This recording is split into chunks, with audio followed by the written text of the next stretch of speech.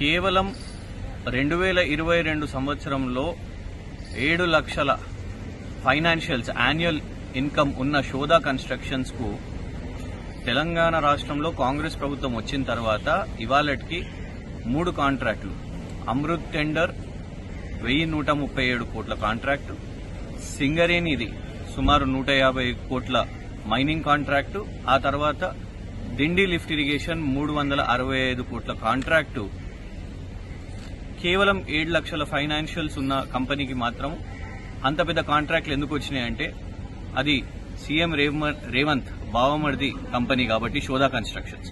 దాని మీద ఈ రోజు ఈడీకి ఫిర్యాదు చేయడం జరిగింది. గతంలో కూడా బీఆర్ఎస్ వర్కింగ్ ప్రెసిడెంట్ కేటీఆర్ గారు కేంద్ర మంత్రికి దీని మీద ఫిర్యాదు చేసిండ్రు. కానీ ఇవాళకి కూడా మరి కేంద్రంలో ఉన్న బీజేపీ ఎందుకు విచారణ చేపడతలేదని, కేవలం ఇది ఒకటే కాదు, కేఎల్ఎస్ఆర్ ఇన్ఫ్రాటెక్ అనే సంస్థ గతంలో రేవంత్ గారు పీసీసీ ప్రెసిడెంట్ గా కాంగ్రెస్ ఎంపీగా ఉన్నప్పుడు ఏ కారు అయితే ఉపయోగించుకున్నారో అది కేఎల్ఎస్ఆర్ ఇన్ఫ్రాటెక్ సంబంధించిన కారు. ఆ కారు కంపెనీ పేరు మీద రిజిస్టర్ అయి ఉన్నది. ఇవాళ ఆ కంపెనీకి కూడా 3 కాంట్రాక్టులు కట్టబెట్టడం జరిగింది. అంతేకాకుండా ఇటీవలే ఒక జడ్జి గారిని మరి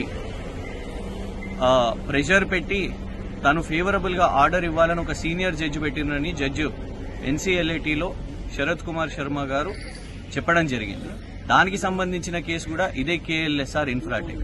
మరి ఈ కేఎల్ఎస్ఆర్ ఇన్ఫ్రాటెక్ కి రేవంత్ గారికి ఏం సంబంధం ఉన్నది, వాటి ఫైనాన్షియల్స్ మీద వీళ్లకు వస్తున్న కాంట్రాక్టుల మీద విచారణ చేపట్టాలని ఇవాళ ఆధారాలతో సహా ఇక్కడ ఢిల్లీలో ఉన్న ఈడీ ఆఫీసులో ఫిర్యాదు చేయడం జరిగింది.